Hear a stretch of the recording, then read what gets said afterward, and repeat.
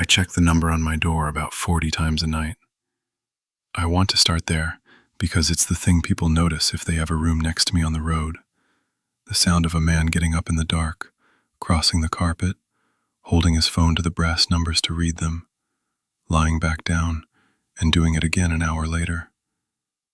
They think it's a tic. It is a tic.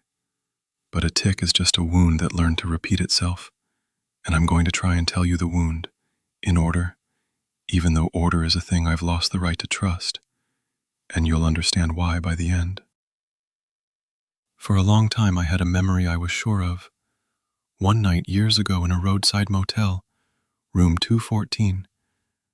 A bad night, the worst of my life, and the way I remembered it, the way I'd told it to the 2 or 3 people I ever told, the way I'd told it to myself 10,000 times until it was smooth as a river stone, was simple.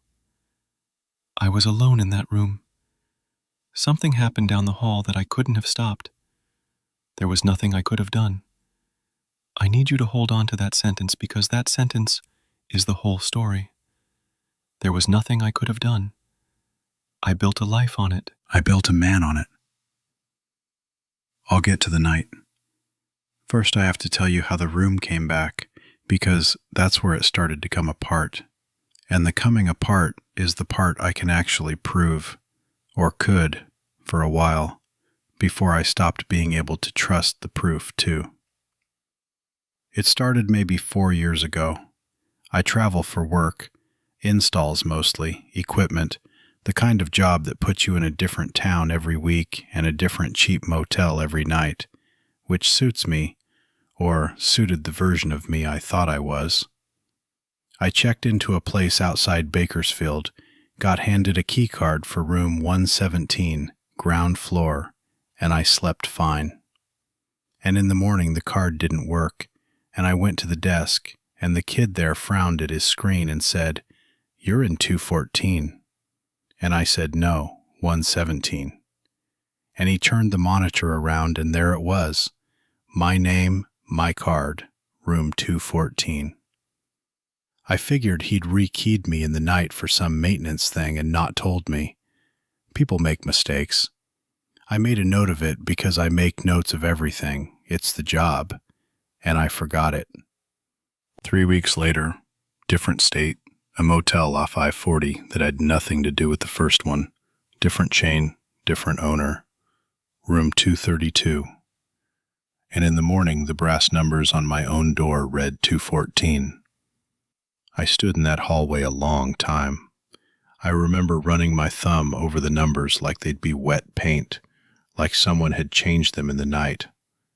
They weren't wet. They were old and screwed down, and they said 214. I want to be honest that my first feeling wasn't fear. It was irritation. And under the irritation, something I wouldn't look at, the way you don't look directly at a sound you heard in your own house at 3 in the morning. Because 214 wasn't just a number to me. You already know that.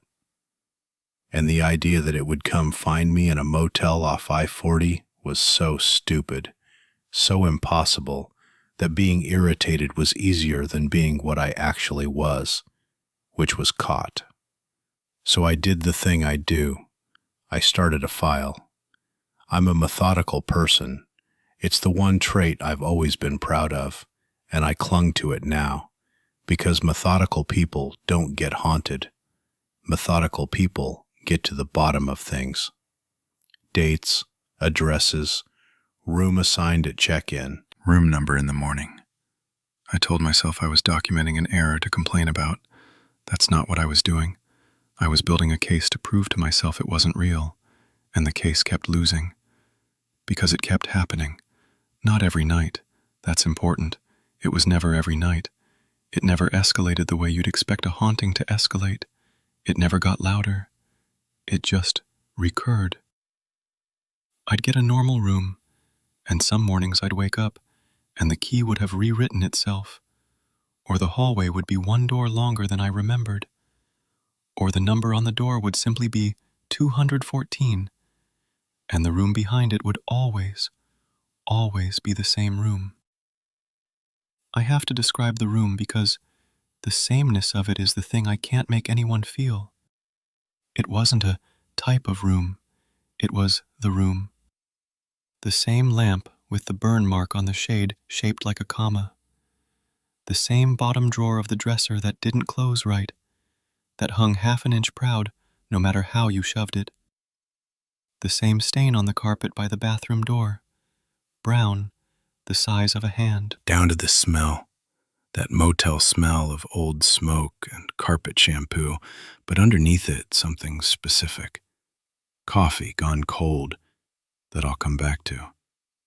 It was identical across motels that were built in different decades by different people in different states. It was not possible. And it never once threatened me. It never had a figure in it, never a sound, never a cold spot, none of the things you're supposed to report. It just sat there, exactly itself, exactly as I'd left it, waiting. And the not threatening was the worst part. Because a thing that wants to hurt you, you can understand. A thing that's just patient, that's something else. This is where the methodical part of me did the one useful, terrible thing it ever did. I went looking for the records. It's easier than you'd think, if you're polite and you're persistent and you tell people you used to stay somewhere as a kid and you're trying to track down a memory. Old motels keep things. Or their owners do. Boxes in back offices, water-stained guest registers, maintenance binders, the occasional photo album somebody's grandmother made when the place opened in 1971. I started requesting, visiting, photographing. I told myself I was assembling the proof that some clerk somewhere had a sense of humor, that 214 was a glitch in some franchise's booking software that had propagated. What I found instead was the impossibility. And the impossibility is the spine of all of this. So I'll lay it out plainly. Most of those motels never had a room 214. The Bakersfield one was a single story. There was no second floor. There was no 214, and there had never been a 214.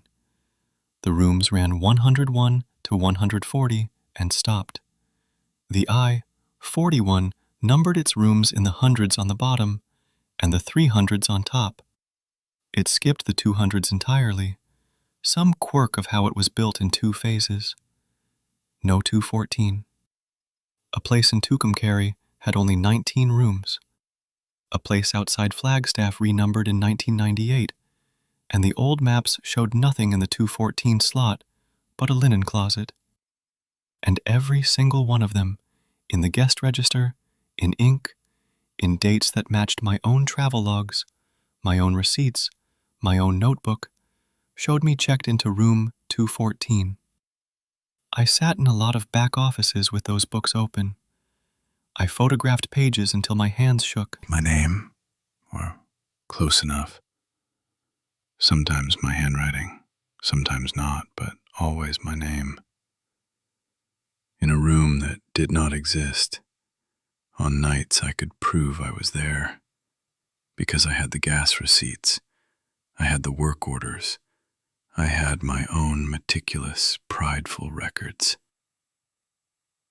The paper agreed with the room.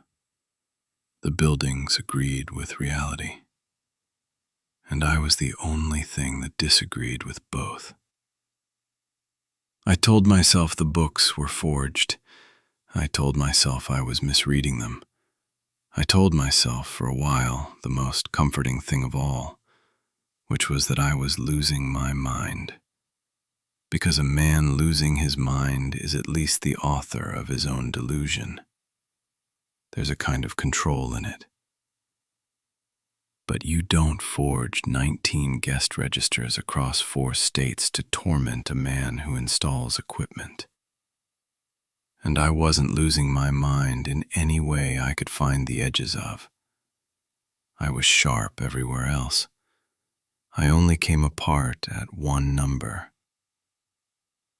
And here is the turn, the thing the records did that I wasn't ready for, the thing that stopped being about the room and started being about me. I'd gathered all this evidence to explain the recurrence, but evidence doesn't stay in its lane. Once you've got a stack of paper about a night, the paper starts talking about the original night, the real one, the one in my smooth Riverstone memory. And the original motel still existed. It was the one motel where 214 was real. The first one. The actual one. I'd been avoiding it the whole time, the way you avoid a particular street in your own hometown. And I finally drove there, and I asked for the old register from that year, that month. And the owner, an older man who'd had the place forever, brought it out, and I found the date, and I read it, and my memory and the page did not match. 2 things on that page. The first, I was not checked in alone. There were 2 names, mine, and below it, in the same booking, a second name.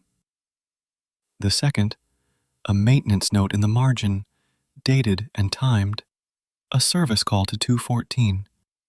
Toilet running, guest reported, logged at a time that, by my own 10,000 times told story, was after I had already left the motel for good. I want to explain what those 2 facts did.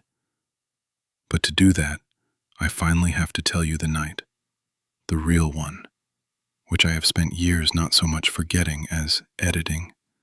Slowly, carefully, the way you doctor a photograph you couldn't bear. One small adjustment at a time until the original is gone, and you've forgotten there ever was an original. The second name on the register was a kid named Marcus. He wasn't family, he wasn't a friend, not really. He was a coworker, younger than me, new, 22 to my 35, and he was on that job because I'd brought him on, vouched for him, told the company he was ready when he wasn't quite. He was my responsibility in the plain, boring, on-paper way that a senior guy is responsible for the junior guy he dragged out onto the road. We shared a room to save the company money, room 214, and Marcus was in a bad way that night. Not from the job, from his life, the heavy, invisible stuff a 22-year-old carries and doesn't have the words for yet. He'd been quiet for days, and that night in the room, he wasn't quiet. He talked. He talked in the circling, frightening way people talk when they're standing at an edge. And he asked me, and this is the part the Riverstone wore away. This is the part I sanded off over years. He asked me not to go. He asked me to stay in the room. And I was tired. And I was 35 and certain that tiredness was a real reason for things.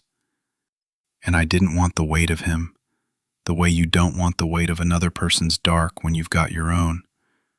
And I told him he'd feel better in the morning. I told him to get some sleep. And I told him I'd come back. I was going down to the bar across the lot for one drink. Just one. Just an hour. Just to not be in that room with all of that. And I'd come right back, and we'd talk. I promised. I'd come back. I made 2 cups of the bad motel coffee before I left. One for me, one for him, from the little machine on the dresser. I remember that now. I made him a cup so it would look, to both of us, like staying was still on the table. Like I was the kind of man who'd be back before it went cold. And I left mine half drunk, and I left his full on the nightstand. And I went across the lot. For one drink, that became the night. Because the bar was easier than the room. Because anywhere was easier than the room. And I did not come back. Not in an hour. Not before it went cold. I came back at dawn, and there were people in the hallway, and a door open, and 214 was the door, and the maintenance note in the margin was real. Toilet running, guest reported, logged at 2 in the morning, which meant Marcus had still been alive at 2 in the morning, awake, calling the desk about a running toilet of all things. The smallest, most human thing. A kid alone in a room trying to fix something fixable, while the unfixable thing closed over him. Hours after I said I'd come back. Hours in which I was 300 feet away and did not. For years I told it as, I was alone. Something happened down the hall. There was nothing I could have done. Every clause a lie. I wasn't alone. There were two of us.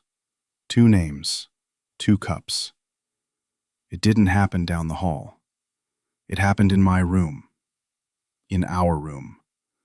In the bed 8 feet from where I should have been sleeping. And there was everything I could have done.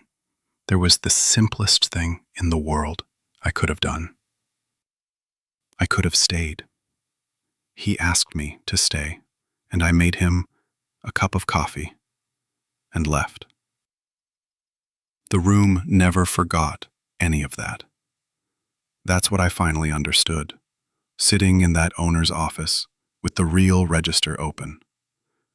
The room had been carrying the true version the whole time, perfectly, every lamp and drawer and stain of it, and carrying it without anger, without menace, just holding it out to me, again and again, in town after town. The way you'd hold out a thing to someone and wait, patiently, for them to take it back. It wasn't haunting me. I'd had that exactly backwards. The room was the honest one. I was the haunted house. I was the place where the truth had been walled up. And every single time it came back, it showed me the proof. And every single time, for 4 years, I had looked past it. Because it was the one thing I could not survive seeing. 2 cups on the nightstand. I'd told the story as a man alone. The room always set out 2 cups. 1 half drunk, mine. 1 full, his. And I had trained my eyes over years, the way you can train your eyes off a thing, to slide past that second cup the way you slide past a face in a crowd you can't afford to recognize. 4 years of waking in 2:14 and not letting myself see the second cup, because the second cup meant he was there. The second cup meant I wasn't alone. The second cup meant there was someone in that room to come back for, and I didn't come back. The last time the room came, and I do think it was the last time, I think it finished its work. I was in a motel in Nevada, checked into 108, and I woke at 3 and the door said 2:14, and I went in, and there was the lamp, the drawer, the stain, and there on the nightstand were the 2 cups. And for the first time in 4 years, for the first time since that dawn, I let myself walk over and look at the second one, the full one, his. And I picked it up, and it was warm, not cold, not the cold cup of an old memory, the dregs of a night long over. Warm, like it had just been poured, like the night had never ended, like the room had been keeping it at the exact temperature of the moment I walked out the door, the moment he was still alive, still asking, still possible to save. The room had held that cup warm for years. It had kept the one moment that still had a door open in it, kept it warm and waiting, in case I ever came back. Which is the thing I never did. The room did the thing I couldn't. The room came back, and came back, and came back, and kept his coffee warm, waiting for me, the way I was supposed to wait for him. I don't know what I expected to feel, holding it. I think I expected grief, and there was grief. But mostly what there was, what there still is the thing I'd spent 4 years and 19 guest registers running from. It wasn't, he's gone. It was, I could have stayed. The whole machinery of the haunting, the impossible rooms, the records that shouldn't exist, all of it, And at the center, the smallest, most ordinary, most damning fact a man can hold in his two hands. A cup of coffee I made for someone and didn't stay long enough to see him drink. I set it back down. I left the room. I don't go to that part of the country anymore, but it doesn't matter where I go. You understand that now. The room isn't somewhere. It's with me. Or it was. I haven't seen it since that night, and I don't know if that's mercy or just that there was nothing left to show me. The room is still unexplained. I want to be clear about that because I'm a methodical man and I hate an open file, and this one is open forever. I don't know how a single-story motel logged me into a second floor. I don't know how the drawer hung proud in 19 different buildings.